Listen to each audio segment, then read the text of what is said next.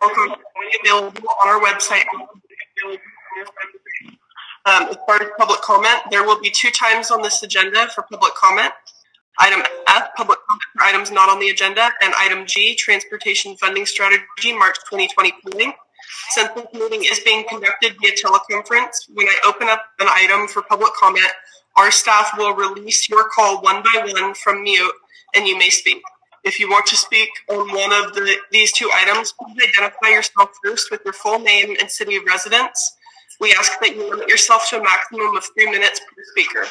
Any material you wish to submit, please email to Solvi, our clerk, at ssabol@pctpa.net, or you can fax your comments to our general number, 530-823-4030. For motions and seconds, board members, we ask that you state your name prior to making a motion or a second for the record, and the clerk will call roll after each item. Thank you. All right. Mike, do you want to lead the flag salute? Sure. Ready to begin. I pledge allegiance to the flag of the United States of America and to the republic for which it stands, one nation, under God, indivisible, with liberty and justice for all. All right. Colby, if you'd be kind to call the roll.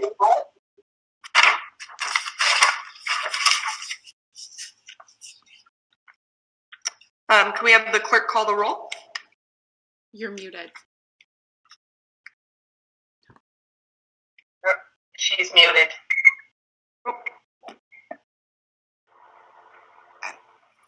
Allard? Here. Allard? Baker? Baker? Broadway? Here. Burris? Here. Holmes? Joyner? Here. Mackey? Here. Euler? Euler? Here. Right?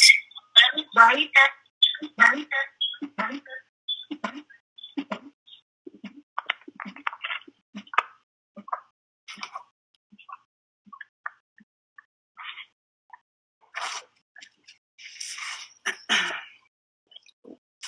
We have a quorum. I did not hear Allard or Baker on the telephone. Allard is present. Okay. All right. Thank you. Okay, no Baker. Okay. All right. We will go ahead and move along. Item C, we will not be having closed session today, so we'll move to item D, approval of action minutes for the February 26, 2020 meeting. Do I have a motion? Move approval. This is Cheryl Mackey. Do I have a second? Allard second. All those in favor? No, excuse me. I'm sorry. Hi, this is Deanne Gillick, your counsel. Because it's a teleconference, we have to do a roll call vote on every item.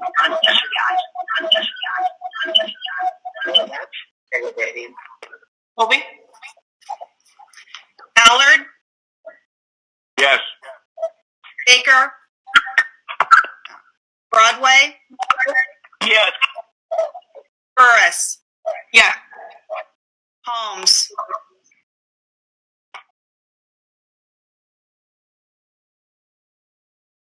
Joyner? Yes. Mackey? Aye. Euler? Aye. Right.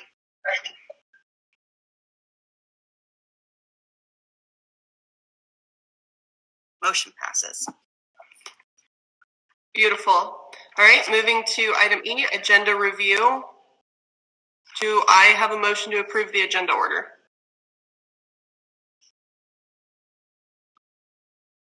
A Broadway motion. Allard moves. Okay. So I have a motion from Allard and a second from Broadway. Is that correct? Yes. All right. Solveig, if you would take a roll call. Allard, Yes. Baker, Broadway, Yes. Burris, Yes. Holmes, Joyner, Yes. Mackey, Mueller, Aye. Wright.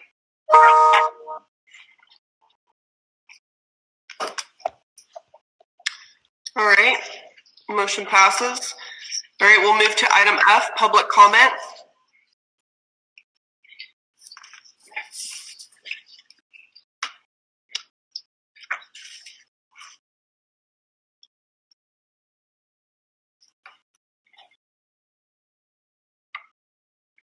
Do we have any members of the public that would like to make any comments on any item not on the agenda?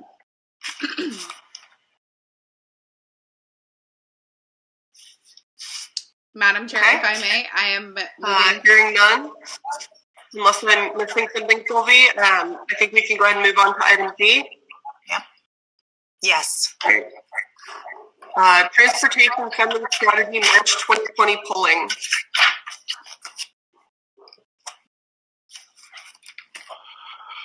Okay, thank you all for coming this morning, and if we could have everybody mute their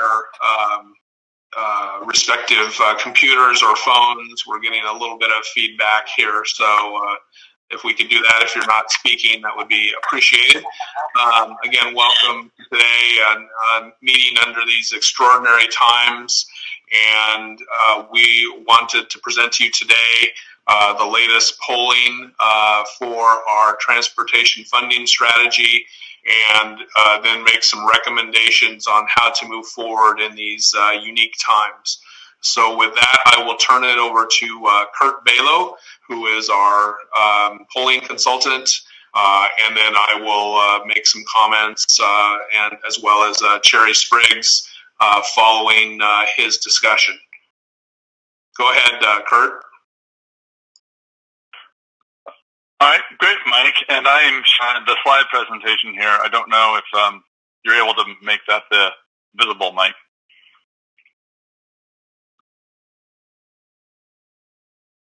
You are muted, Mike. Mike, I am able to see it on my screen. I'm not sure if we're having issues on anyone else's. Okay. I am going to assume people can see it. One comment, having done lots of these webinars in the past, when you hear that echoing situation, it's likely that somebody dialed in on their phone and their computer is also using their audio microphone, and so you need to the other, and that usually stops that feedback loop. All right, I'll proceed ahead here, and Mike or anyone else chime in if they're not able to see the slides. All right, just a quick note about our methodology. We just did a survey of a little over 600 interviews in Lincoln, Rockland, and Roseville, looking at November voters.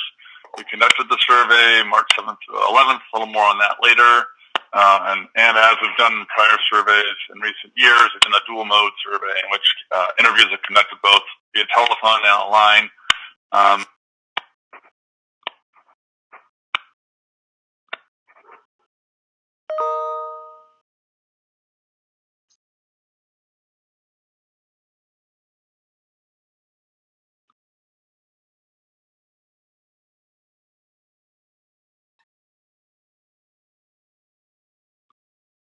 Can you hear me?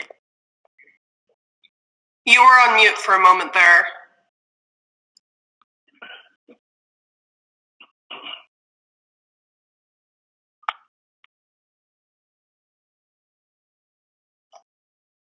Kurt, can you hear us? You're on mute.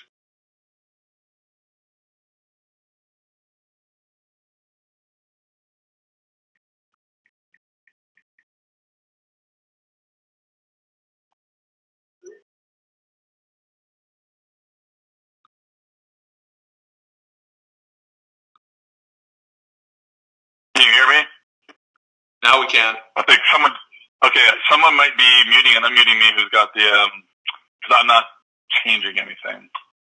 All right, so it sounds like people can hear me now. So in terms of, I think that the last row of this table is probably the most important, is that we conducted this survey kind of right at the beginning of when the most alarming information was coming out about COVID-19. Right at the beginning of the first stock market decline, but before many of the social distancing directives and the more prescriptive shelter-in-place things came out. And we have a few slides in here that will address that. All right, so the first set of slides we have goes over general attitudes about voters, where their heads are, how they are thinking about things, including items and topics related to this potential ballot measure, and then we'll get into the actual measure itself. This might be one of the most important slides in the whole deck.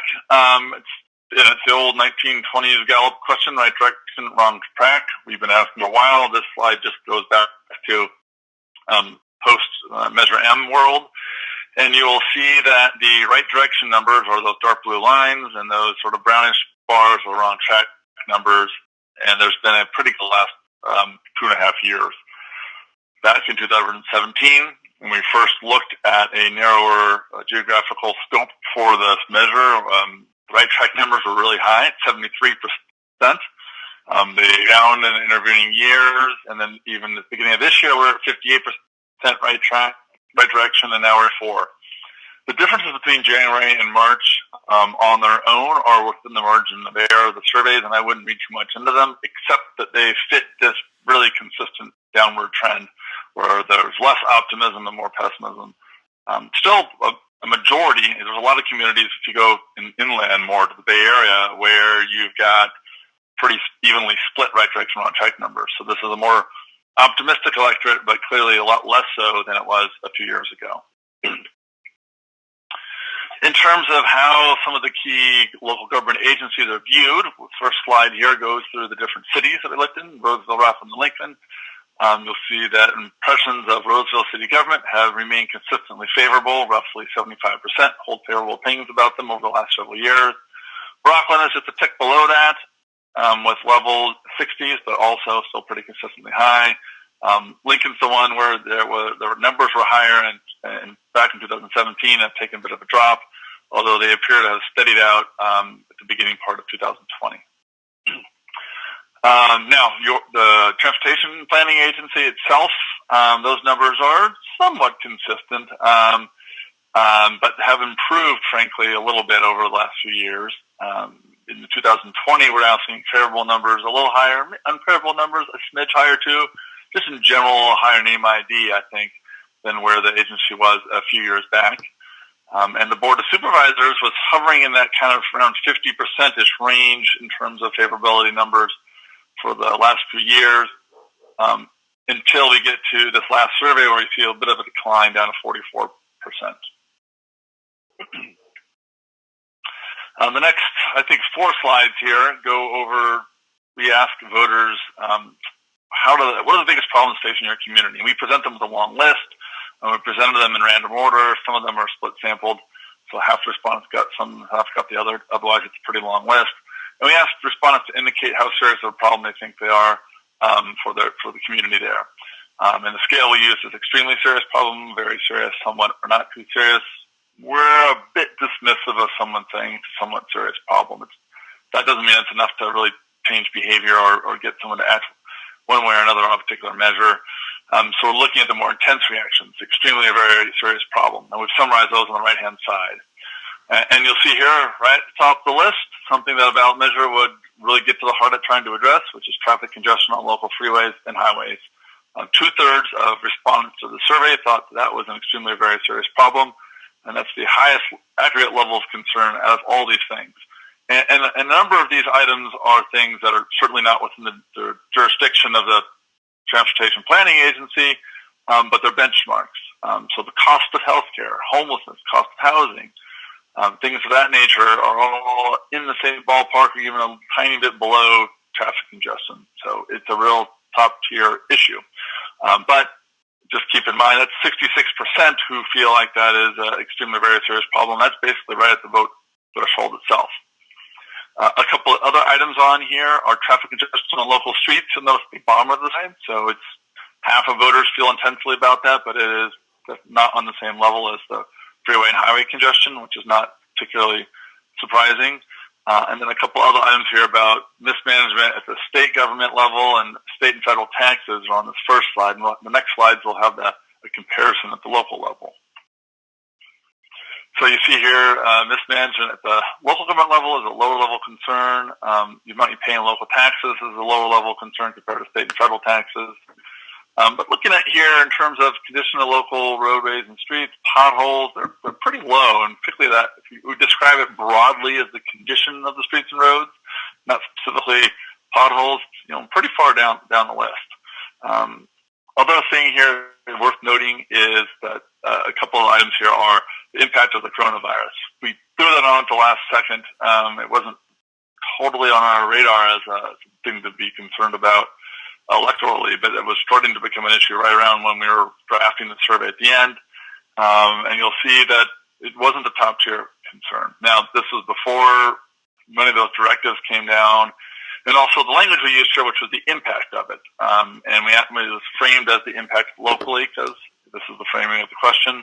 And many of the types of restrictions that we are seeing right now, the fact that this meeting is virtual and not actually in person, were not in place when the survey was taken. And I'm assuming the results of that would be different now. Similarly, jobs and unemployment way down to the bottom of the list. Not a concern. That may change in the upcoming months. So we've been asking a number of these items. And so this goes back to 2017, and the far right-hand column looks at any changes over the last few months since we conducted our last survey in January. And you'll see in the last few months, the changes haven't been dramatic, largely single-digit types of changes. A few things worth noting: the amount you pay in local taxes has been creeping up from 29 to 33 to 37 down to 44%. So while it's still a lower tier issue, it has been increasing in saliency. And that 44% number obviously is, you only need a third of voters to vote no. That's something that we need to keep an eye on. Those jobs and employment numbers have been really steady, and it'd be very interesting to see how those we conduct the survey in future months here. I'm just going to move through a few of these here. Not a lot of changes from January survey in a number of these items here. Maybe illegal immigration has become a little bit less of a concern. All right, so this is a question that when we presented these results in January, presented in February, but the January survey was an eyebrow raiser for us, which was, do you think traffic's gotten better or worse in the last couple of years? And a few times we asked about it in the past, it was a pretty solid in the 70s, said it's gotten worse. And, 1 in 5 said it's about the same, and then virtually nobody said it's gotten better. Who are those 2% of people who think it's gotten better? And then we saw these results in January, which 14% said that it's gotten better. And most of that was coming from those who otherwise would have stayed the same. And we weren't sure whether that was a result of, we took the survey just coming out of the holidays and there were just literally fewer people back to work on the roads, or if perhaps just some of the changes at the 80-65 interchange had actually resulted in meaningful, noticeable improvements. So this second data point here, March, suggested that that number is actually real. It is still the case that over 70%, 7 out of 10, feel like traffic's gotten worse in the last few years. That hasn't changed. But now there's a little 1 in 10, roughly, who feel like it's gotten better. And that appears to be more meaningful. And we're going to look at how that relates to support for the ballot measure later. So keep that 12% number in mind. Another critical sort of attitudinal question is, do people feel like they can afford something like the half-cent sales tax? And if it's estimated out to be around $5 a month, 70%, so again, 7 out of 10 said they could afford that, including about half said they definitely could, and about a quarter said they could not. So it's broadly seen as an affordable additional tax, but we'll look at this again in the context of the ballot measure results momentarily. So let's get to that. Now we're moving into a different section here, the actual measure itself. Here on slide 14 is the actual hypothetical 75 words. You'll recognize a lot of the similar themes that we've included in prior iterations here. There are some distinctions from how we looked at this back in January, and towards the end of the survey, we'll have a side-by-side comparison of that ballot language.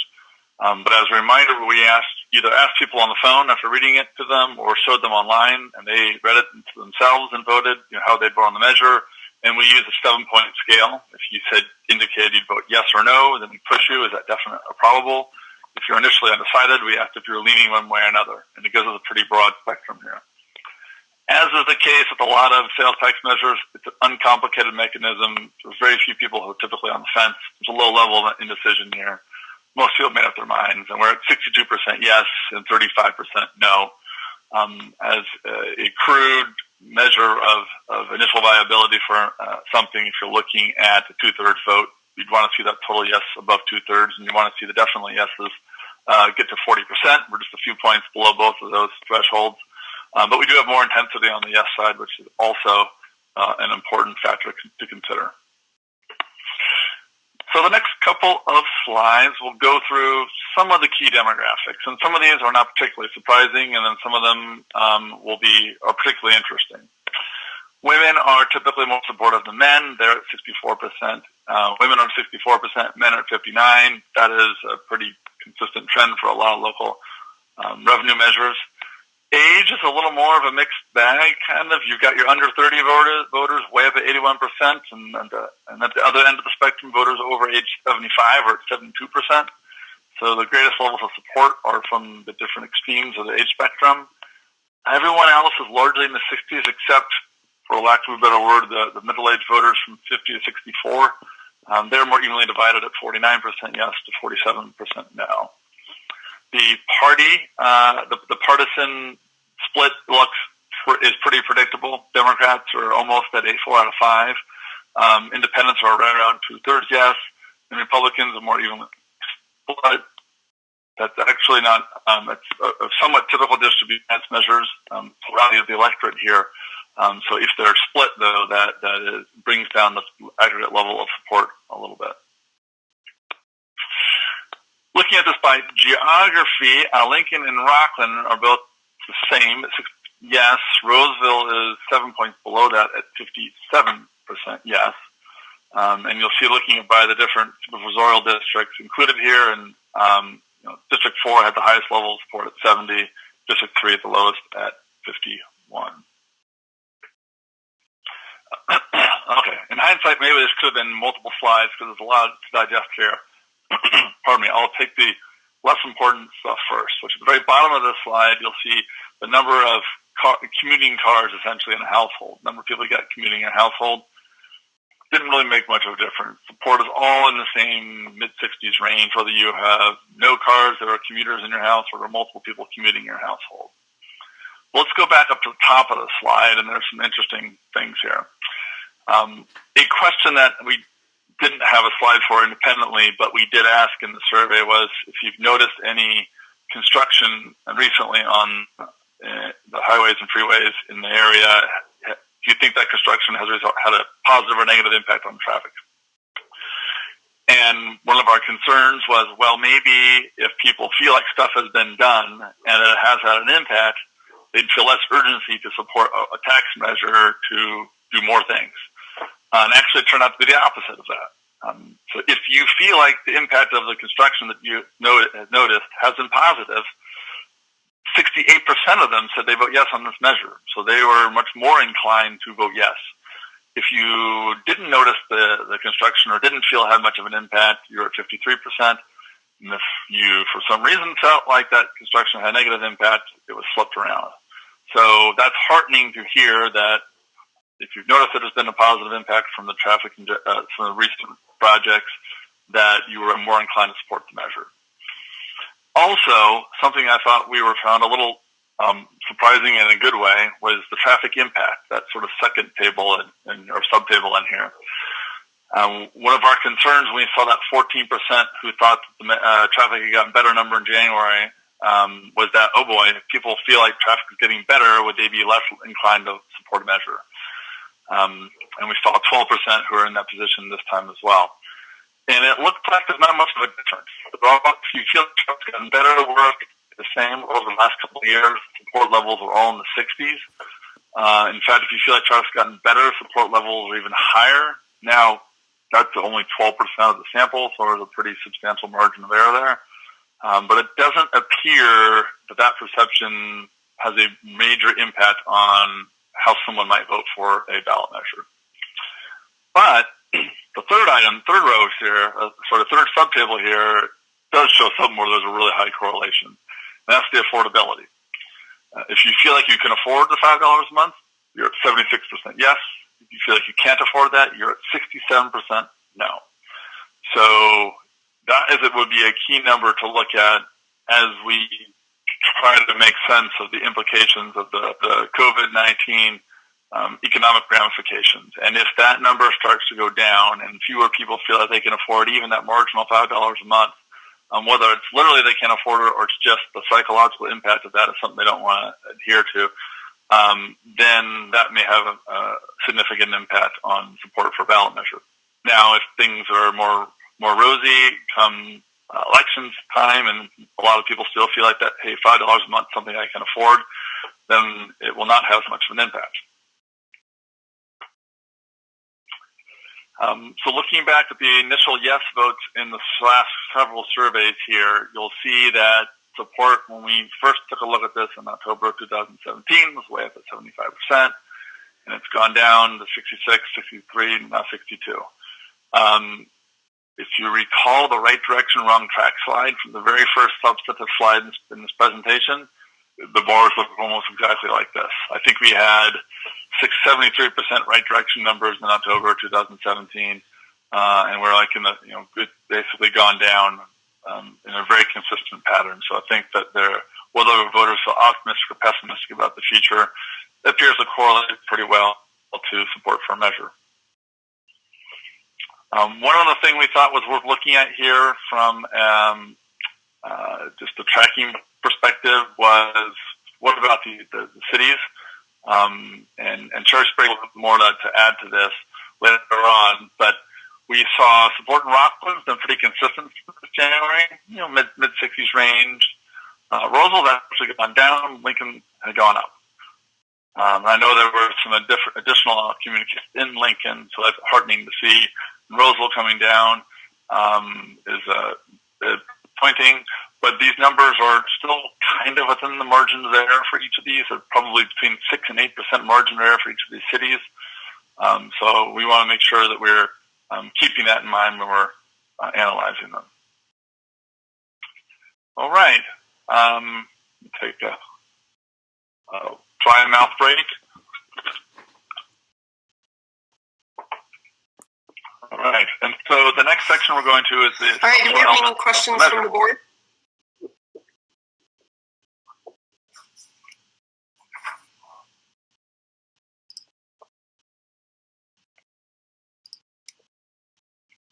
Okay. Hearing none, I am going to continue through. All right.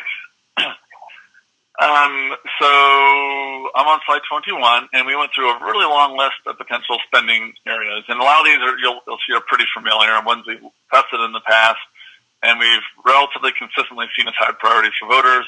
A few other ones have been lower, but we wanted to see if opinions of those have changed at all. And for some of these, we wanted to look at different ways of describing them to see what resonates more strongly with folks and what's more understandable. And so on slide 21, you'll see that the ones that were seen most important. The scale we used here was just something that could be in this project either extremely important, very important, somewhat, or not too important. And again, we focus on the more intense reactions, so extremely or very important numbers. We did shoehorn a few things in here that weren't really spending categories, but were more accountability type provisions, just to work them into the survey, and you'll see them sprinkled through here as well. But on the top slide, everything here, at least 7 out of 10 response to the survey said, yes, that's an extremely or very important to me, and it is a lot of the stuff we've seen in the past, basically 80-65 improvements, Y85 itself, better access, and getting a hold of matching funds. A couple other things one of the things a little bit of an addition here was the making sure bridges are safe. Those are all in the same general range here, in the 70s and in the sort of mid to upper 30s in terms of something being extremely important. A few of these have comparisons on slides later on here, so I'm going to point out a couple things real quickly. The very first item here says emergency responder access by reducing traffic congestion. So it's tying the responder access to the actual traffic improvements. Put a pin in that one. We'll keep that in mind. Moving down further here, it says widening Highway 65 in both directions. Not a lot of explanation there. It's just pretty succinct. Those two in mind as you look at some subsequent slides. This next slide has items hovering around the 2/3 threshold in terms of whether they're seen as extremely or very important. Providing safe routes to school for children is one of those, and we'll come back and talk about that one in a second as well. Reducing traffic congestion. We weren't sure exactly what to call this area. Do we call it just South Placer, or is it better for us to be explicit about the 3 cities that it includes? There's no difference there. The fourth item down here is that Highway 65 item. Remember I said in the first slide, we just said widening Highway 65 in both directions.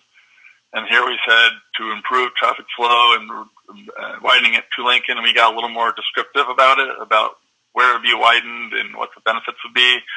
It didn't seem to help a whole lot. In that case, voters really seemed to get it. Widening 65 is a priority for them. You don't need to spend a whole much more time explaining it.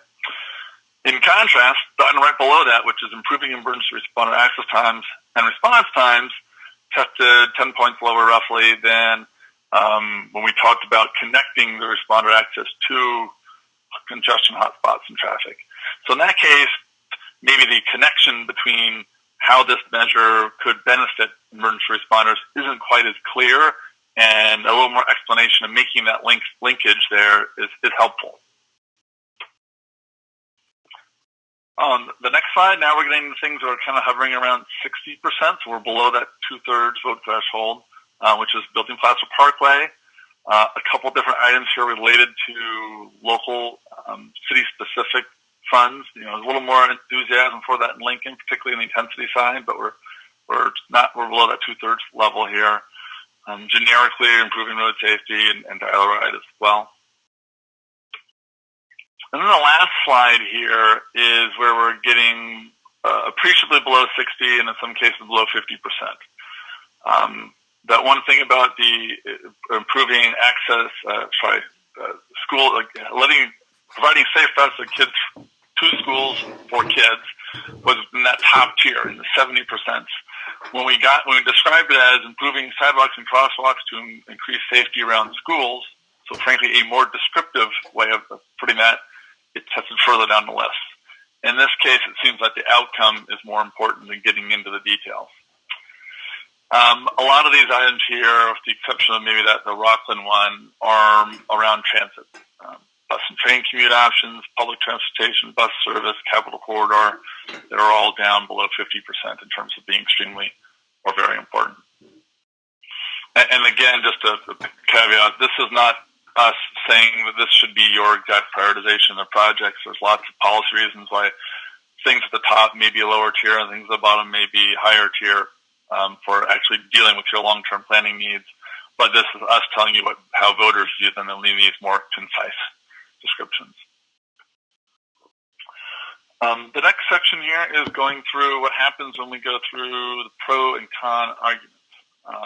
And just a reminder, what we did for this, as we've done in the last several surveys, is half the respondents were given a series of arguments in favor, and then they were given a set of arguments opposed to the measure. And the other half of the sample got those arguments in reverse order, so criticisms and then supportive statements. This slide shows what happens at the end of all that. So after an even exchange of information, which is not exactly how things will always work out in the real world, but in a circumstance where everybody got communications and everyone got some pros and some cons, our initial support was at 62% and it dropped down to 56%. We've seen this dynamic in virtually every survey we've conducted. But it's interesting to look at, well, is there a distinction if they hear only arguments in favor of the measure or only arguments opposed to the measure initially?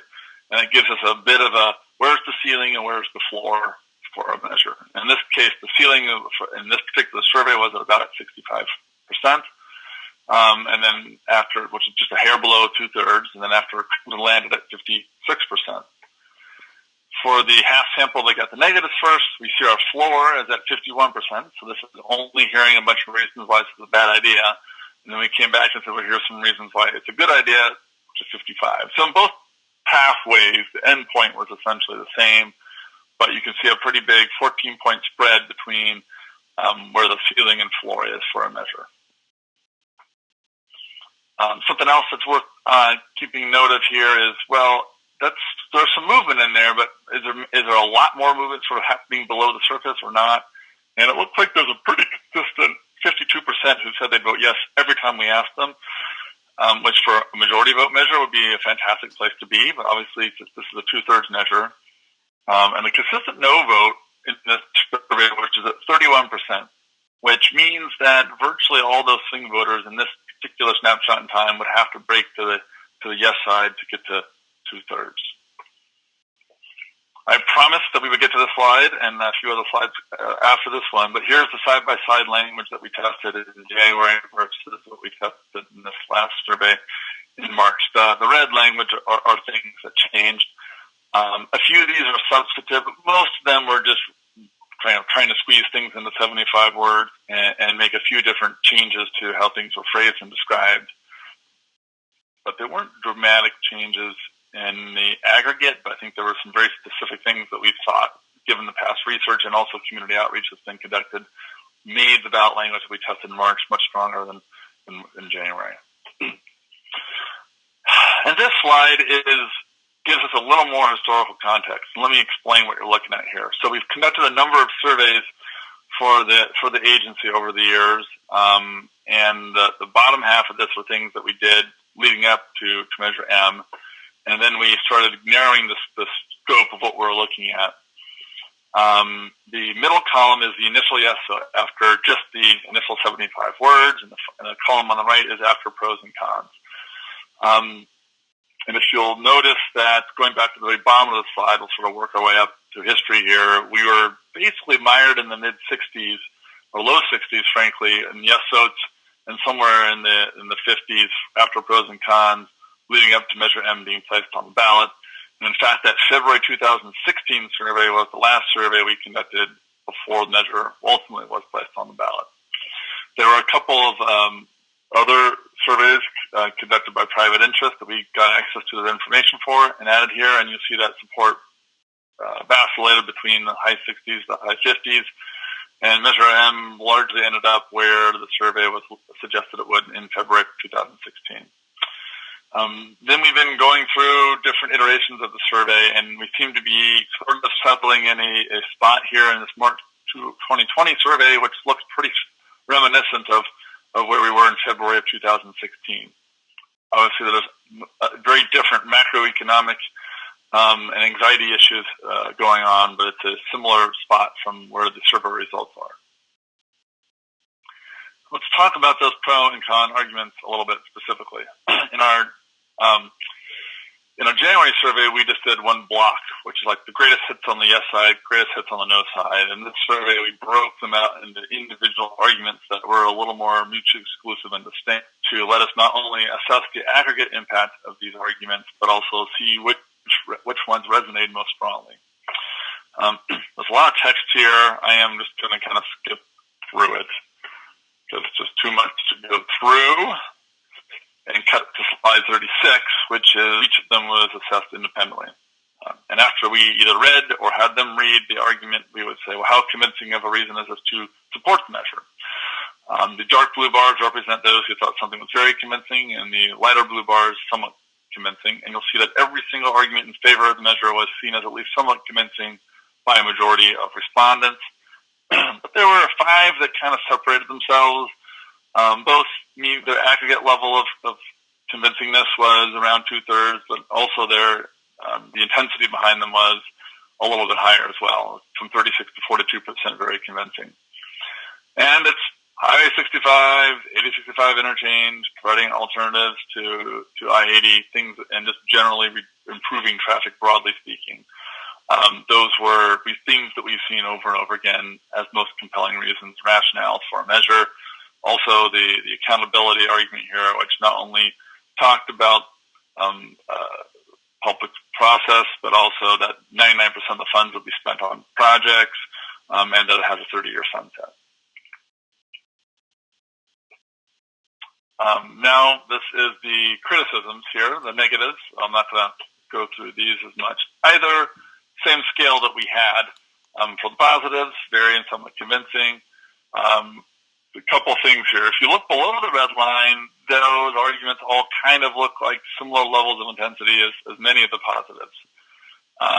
Maybe a little bit higher, but above that red line, there are a few that really resonate particularly strongly, and particularly the gas tax has always been the top of the list. And you've got 62% think that's a very convincing reason to oppose something. Criticism that developers should be paying for more of these types of improvements also resonate particularly strongly. And while there's no direct linkage, making a little bit of a bank shot and trying to connect this type of an unpopular high-speed rail project in your community also seem to be compelling. So I will get to conclusions here, and there's a few slides, and sorry for all the dense text, but there's added complexity of COVID-19.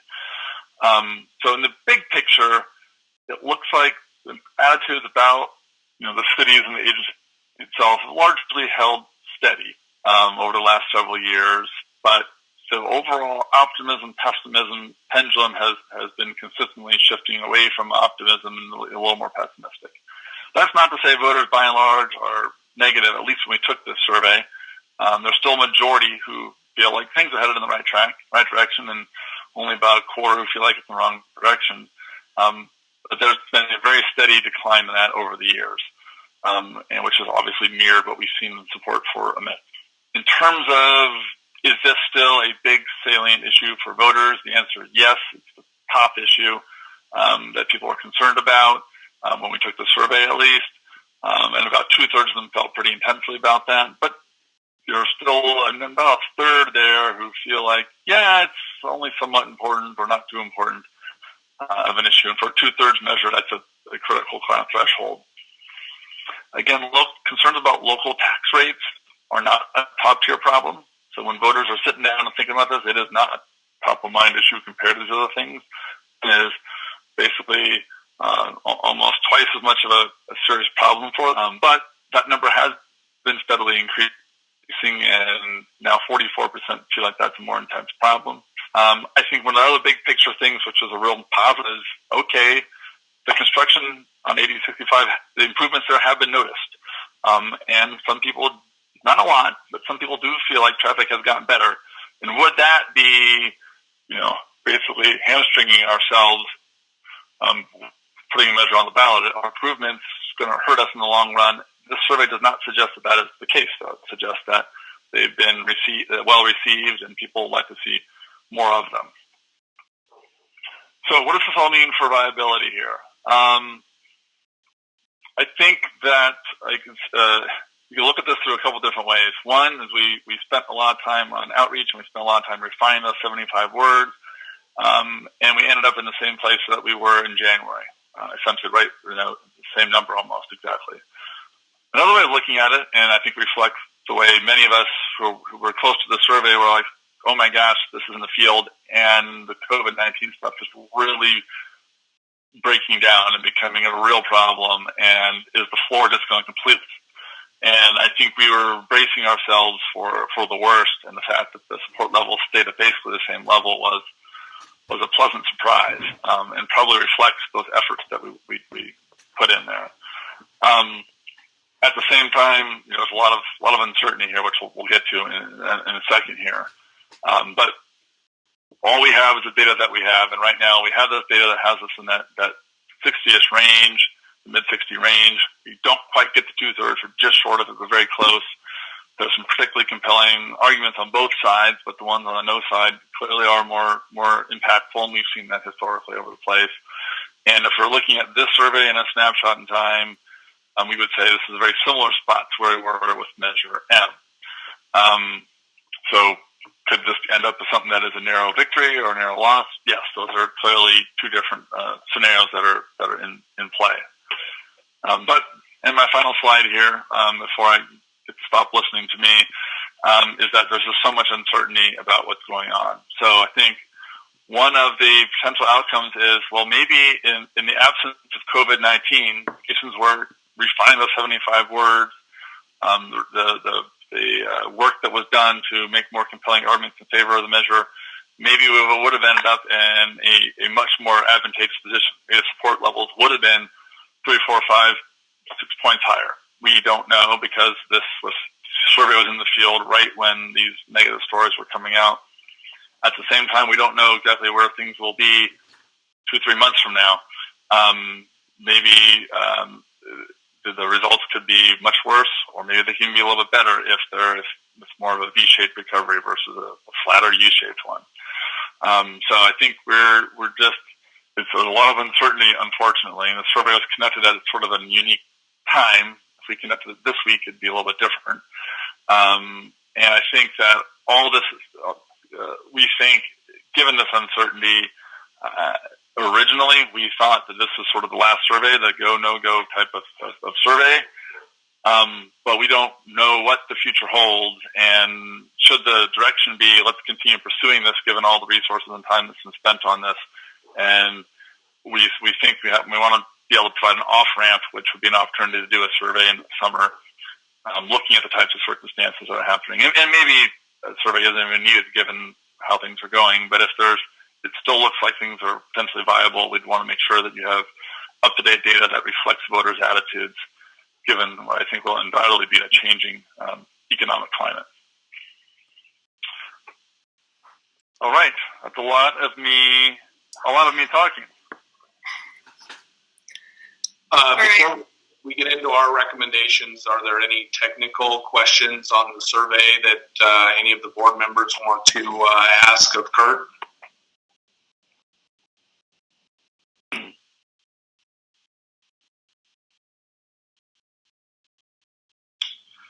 Kurt?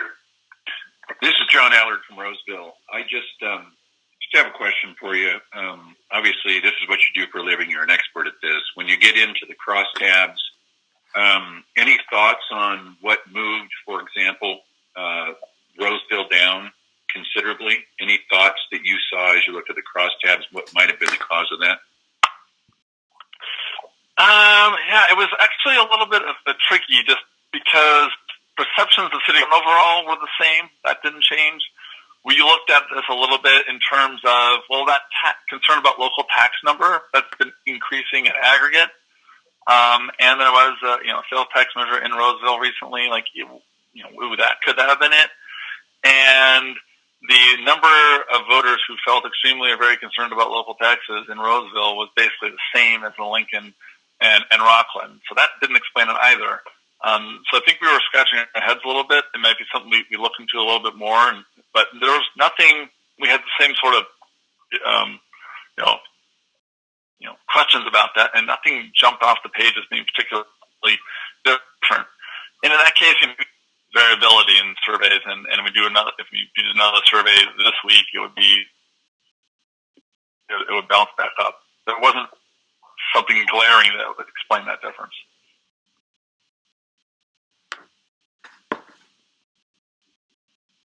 Okay, any other technical questions of the board of Kurt?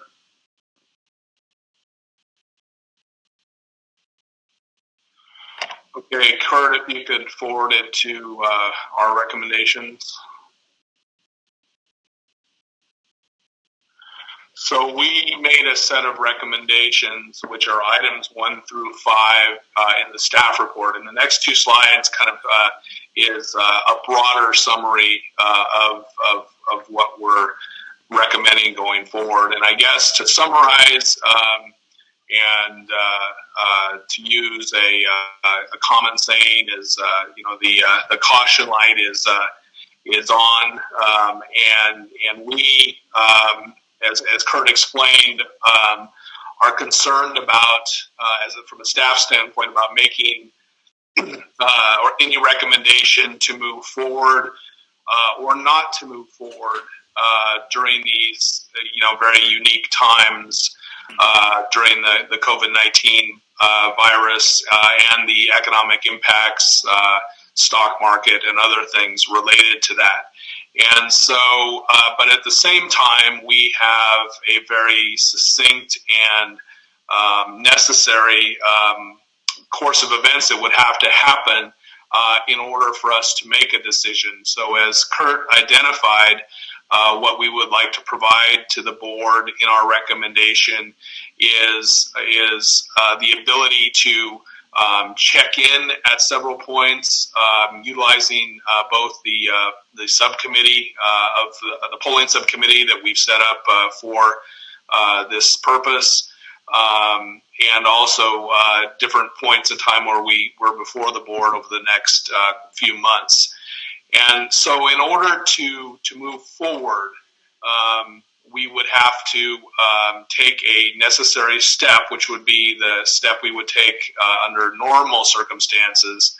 And we feel, and in consultation with the city county managers group, made up of all the city managers and the county CEO, that one of the things that we do have comfort with is the next step in the process, which would be to have the cities and towns consider the expenditure plan. And in the normal course of events, the only thing that is before or is required by the cities and towns is to and the Board of Supervisors is to consider the expenditure plan. And we have not seen through our outreach, polling, or prior visits to the board any desire to change our expenditure plan, which really focuses on a majority of the expenditures on our regional highway system and providing necessary funding for expansion of our roadways within the cities, and also funding for alternative modes and public transit. And so we don't really see any change in that process. So we feel comfortable with moving forward to those cities to have them consider the expenditure plan, because really the putting of the measure on the ballot does rest solely with the PCTPA board. And that's a recommendation we're not prepared to make at this point. So we're saying we recommend that you move forward to each of the cities during the months of April and May. We would have a check back in with the board at the April 22nd board meeting. If the board feels that there is there is positive movement with the COVID virus and the economy, then we would at that point have a first reading of the sales tax ordinance, and then if things look good in May, we would recommend again a second reading of that ordinance, and then following that, and if we could go to the next slide, Kurt, we would then recommend that a poll be done in early June to see if we could go or no go. And then those results would come back to the board on June 24th, and the board could essentially not make a formal request of the Board of Supervisors to put the matter on the ballot. In order to do that, it does require resources in the form of staff time, but also resources to conduct that poll, and also to do outreach services, which are commensurate with what can be done at this point in time, and that would be limited by the ability to reach out into the community with certain tools that we've had, and certainly there would be probably tools that we can't use. So in summary, we really at this time recommend that the board not make a decision to move immediately to a 2022 election, which we've talked about in the past, but really kind of take a slow, methodical pathway where we're kind of feeling our way along until we get to the point where we can make a decision affirmatively to move to 2022 or to stay the course for 2020. So as I wrap up, I'll Sherry, would you like to add anything that I have not added to our recommendation? Sure. Good morning, everyone. Mike, I think you've summed it up quite well. Speaking on behalf of the funding strategy team, we just don't feel like we're in a position to say, yes, we're all in on 2020 and go to 2022 yet. There's just so many things that are uncertain. Kurt Balo alluded to it a little bit, and I'll take ownership over this. I really was the one that thought this, quite frankly, these numbers would fall off a cliff. I think I was emailing Kurt and Lucia every day, if not every other day. Have you all heard anything? What's happening? What's going on? Because at the time, I couldn't think of a worse time to be in the field with a poll. Now I believe last week would have even been a worse time to be in the field with a poll. But nevertheless, we were in the field when we experienced the volatility in the stock market and all of the early stages of COVID-19, like Kirk had said.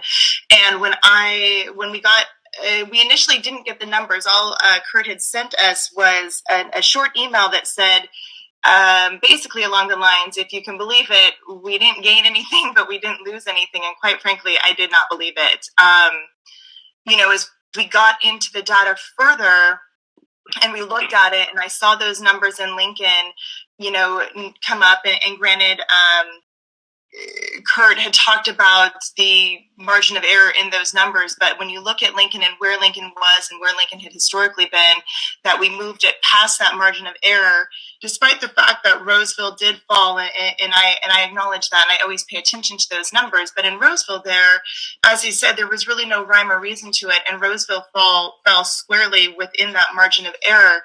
Nevertheless, I look at that and I think, oh my gosh, that's quite incredible. There's a few other really incredible pieces that I think it's important to look at as we look at this survey data.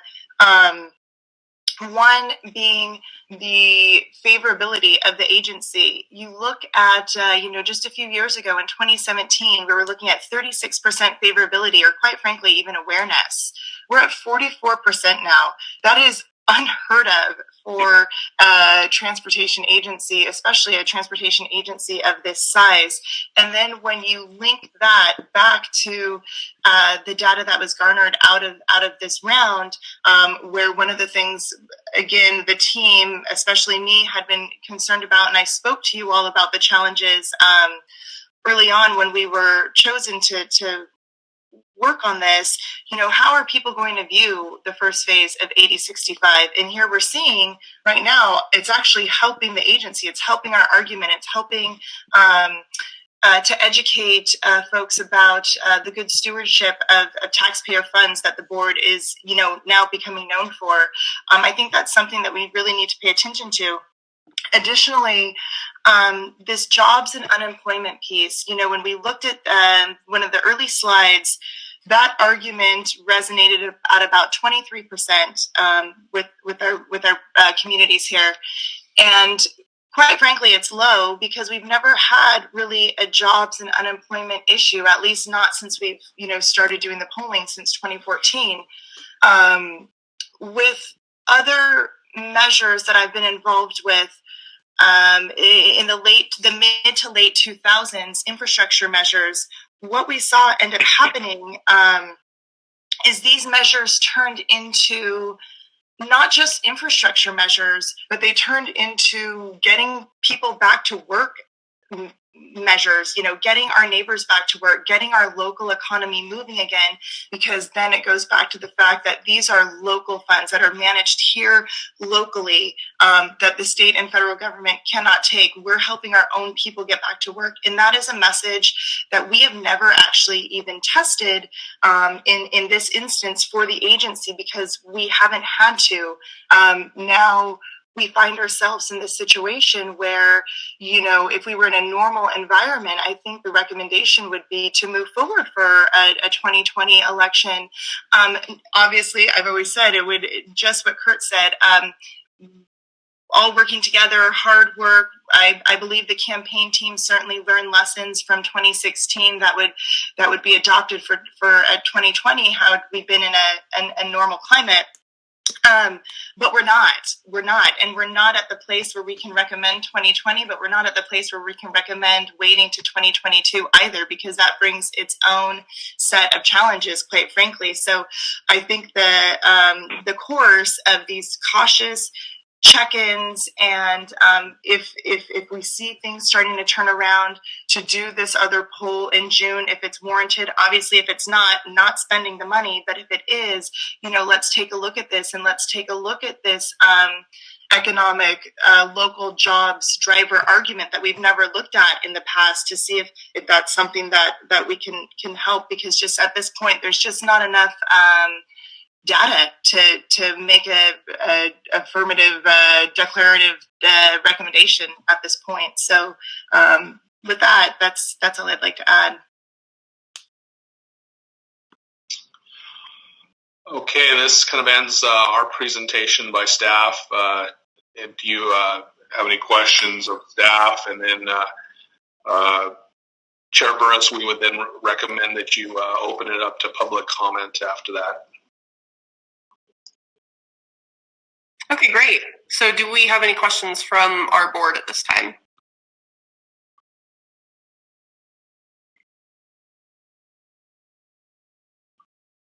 Okay.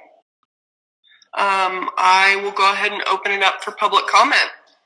Chair Burris, this is... Do we have any members of the public who would like to make any comments on this item? Chair Burris, this is Kathleen Hanley. Just due to the sheer number of folks on the phone, I'm going to go ahead and... Good morning. I'm going to go ahead and do a roll of folks who would like to make public comment, just so we all don't talk over each other. Can you state your name and your place of residence?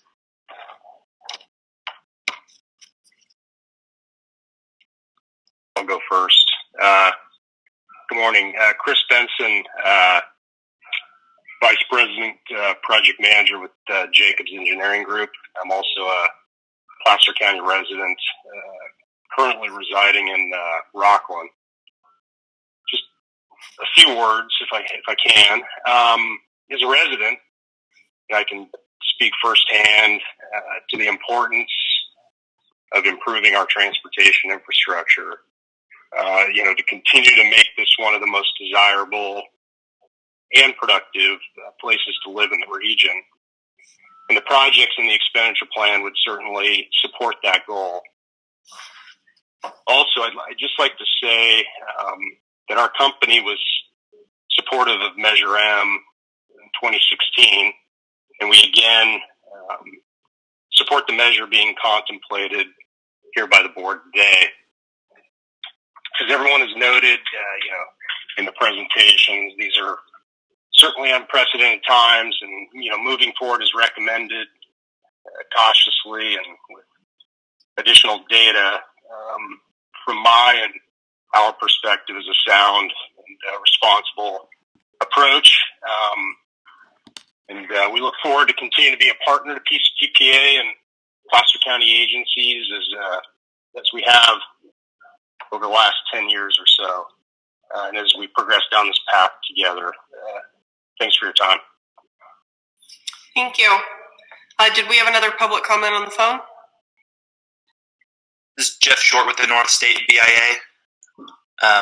Also would like to signal our support for the staff recommendations. I think that given the numbers that we've seen and the volatile situation that we're in, taking this one step at a time is exactly the right approach. Very supportive of the projects envisioned on this. It's vital for the health and future of Placer County, but don't want to take anything too fast, move too rashly. Again, taking it one step at a time, we view as the right way to go. Great, thank you. Do we have anyone else? Hi, this is Zach Sevilla. I am a Roseville resident. I'm also the vice president of Mark Thomas and Company. I manage our Northern California and Placer County offices. So I just want to, again, voice support for the approach that's laid out today. As mentioned, these are uncharted times right now. And so I think the measured approach that's been presented by staff is a good one. I do see the benefits of the sales tax measure. Our company was in support of the sales tax measure before, and we would continue to support the sales tax measure. I agree with the measured approach given the times that we're in, and again, look forward to further partnerships with PCTPA. Thank you. Thank you. Anyone else? Yes, hello. Yeah, this is, go ahead. Okay, thanks. Andy Fields, AMS Strategies. I'm a Roseville resident. I've worked with the campaign consultant team as well as Mike over the last couple of years. Over the last 10 years, I've represented the building and construction trades, the operating engineers, laborers, carpenters, as well as contractors and the California Alliance for Jobs. And one thing that I wanted to stress to this body, especially in these times, is one thing that Cherry brought up is that the economy, as we're facing right now, we're going into uncharted territory. As I try every day to not look at my 401k holdings. But the great thing about construction in the industry that we're talking about, especially the projects that are included in this expenditure plan, is the ability to have an economic multiplier effect. Increasingly as we go along, both Kurt and Cherry mentioned that we haven't had to test an economic message in the South Placer area because we've always done well. That might change after this, this catastrophic thing that's happening right now. We may go back to normal after a little while. We may not. We don't know. And that's why we are supportive of the measured approach that PCTPA is taking. I think it's an astute position. But it merits going forward in seeing if something is viable for 2020 simply because we may need to get a lot of people to work. And one of the best things that you can do for the economy is put people to work on construction areas. We like to say for every $1 billion you spend in construction, you're inputting about $7 billion into the local economies. Everything from goods movements to the guy at the deli selling sandwiches to the guys at the construction site. So we're supportive and urge you to vote yes on the measure. Thanks. Yeah, and this is Howard Michael. As a 30-year resident of Rockland, and I'm also a principal engineer in charge of the transportation group in the Sacramento office for AECOM. We're certainly in support of the staff recommendations, have been in the past and will continue to do so as we move forward, and we recommend the approval to move forward with this measure as well. Thank you. Anyone else? Yes, hi, good morning. This is Sabrina Drago, Vice President at WSP, Area Manager for Transportation for Sacramento. Just want to express our support and congratulate the team on how well they're doing putting forth the measure so far. Thank you.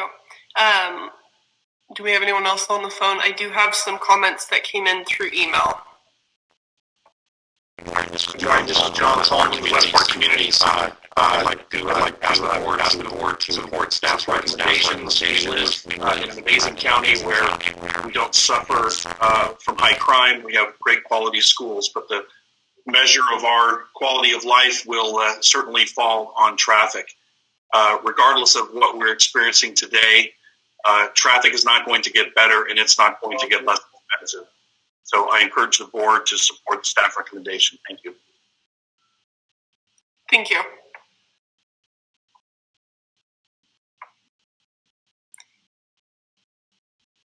All right, is that all of our public comment? Okay, I do have some comments that came in via email from Robert Dugan, Vice President of Advocacy and Public Affairs for AGC of California. He says, I support moving forward to create our own local funding mechanism for Placer County to maximize our ability to attract matching funds from the state and federal programs and provide for a strong network of transportation systems to move goods, services, and people throughout Placer County, especially our urbanized areas, or unurbanized areas. Let's see. And then he also says, let's see, he appreciates staff and all the work that they've done for our future mobility, and he's in full support. If we don't have any further public comment, I will move it back to the board for discussion and a motion.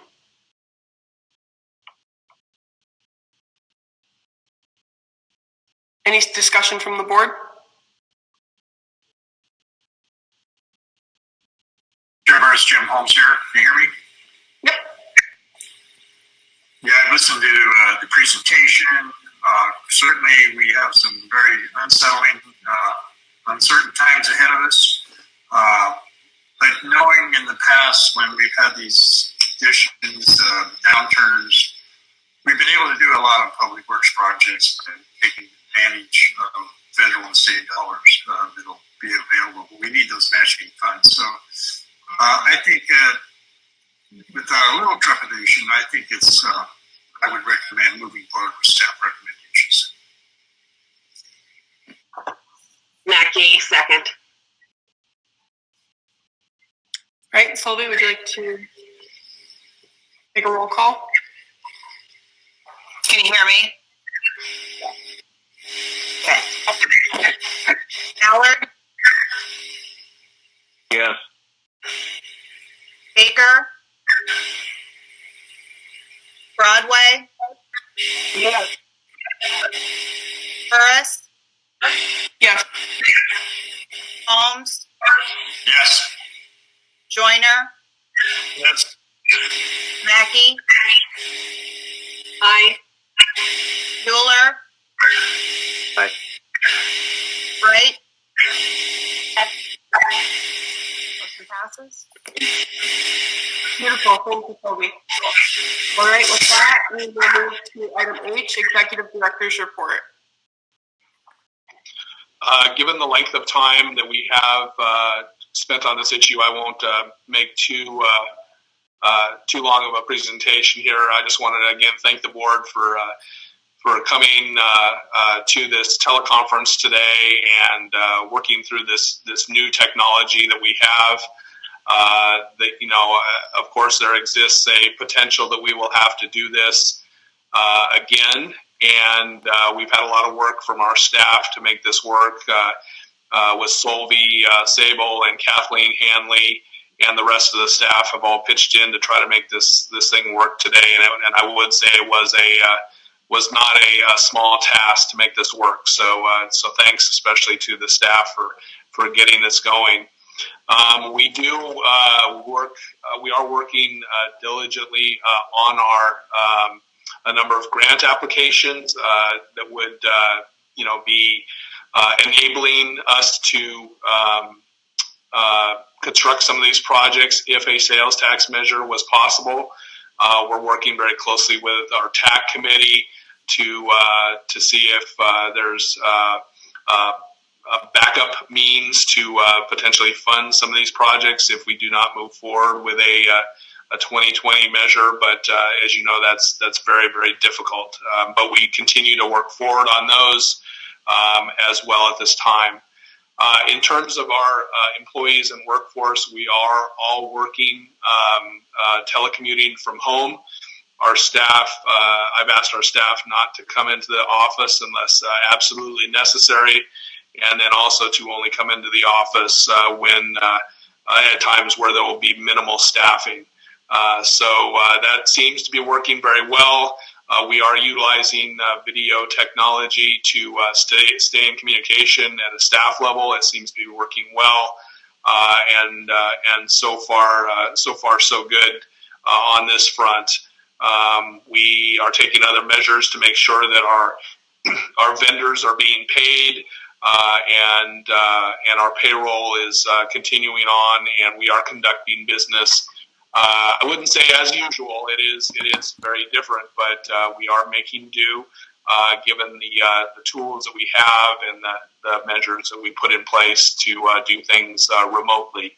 So with that, I'll conclude my report and turn it back to you if you have any questions of me.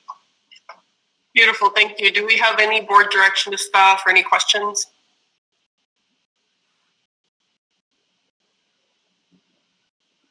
All right, if not, we have some informational items in the agenda packet. If anyone would like to see that, the agenda packets are available online at the PCTPA website.